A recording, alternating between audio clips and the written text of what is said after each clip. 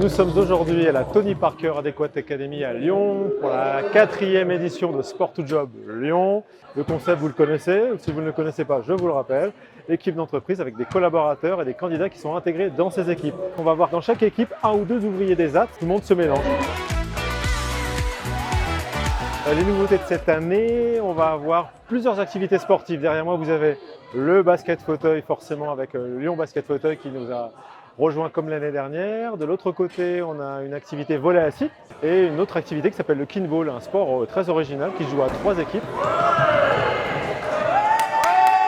Je suis en recherche d'emploi pour être assistante de gestion. Je suis dans le groupe SEB pour cette activité de kinball ce matin. Cette équipe, je dirais qu'elle a un bon état d'esprit, en même temps compétitrice et en même temps bienveillante. Descendez le ballon, descendez-le, descendez-le. Dans notre équipe, on a effectivement une personne en situation de handicap. Elle s'éclate, elle s'épanouit, elle est aussi compétente que nous, voire même mieux que nous. On ne voit pas de différence.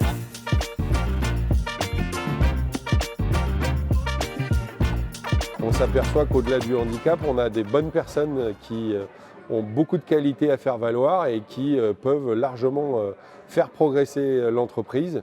Et finalement, en partageant ces journées, ça fait tomber ces barrières, ça met le côté humain en avant et ça permet à des individus qui vont collaborer ensemble, dans le cadre professionnel, de s'être connus dans un autre cadre.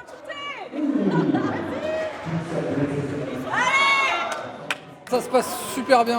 J'avoue que le basket fauteuil, c'est vraiment pas évident en fait, de se déplacer, de se mettre au bon endroit pour récupérer le ballon, réussir à shooter. C'est pas évident, mais par contre l'ambiance est géniale. Et bon, on a perdu le premier match, mais il nous en reste un, donc on va se rattraper.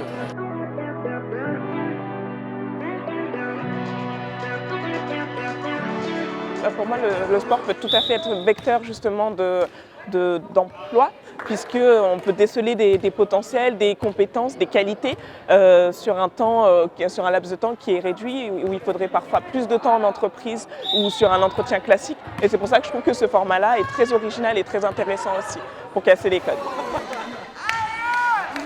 Je suis à la recherche d'un emploi actuellement, après un accident de parcours de vie, une maladie chronique qui m'a été diagnostiquée il y a quelques années. Je suis venue ici sans attente particulière, mais consciente du fait que ça permettait de créer du lien, de rassurer aussi quand on a été éloigné du marché de l'emploi pendant un moment. On a tendance à avoir peur de l'image qu'on peut projeter, de comment on va être accueilli sur le marché de l'emploi. Et là, on est au contact de différents recruteurs qui viennent sans a priori et voilà, ça redonne confiance dans le côté humain.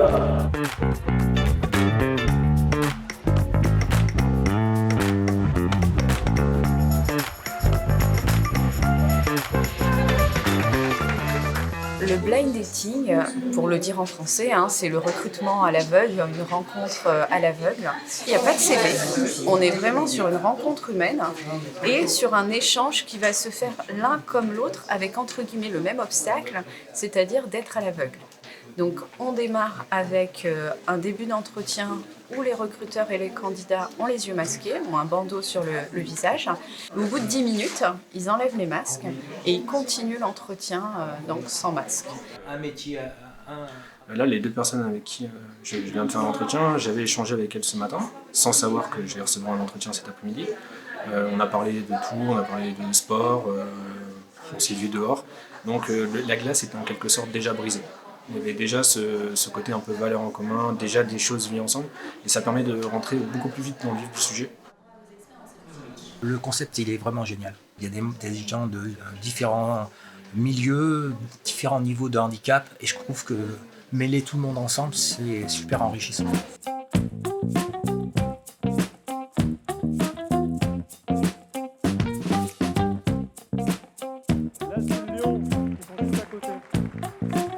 Applaudissements pour les grands gagnants du Sport to Job 2022.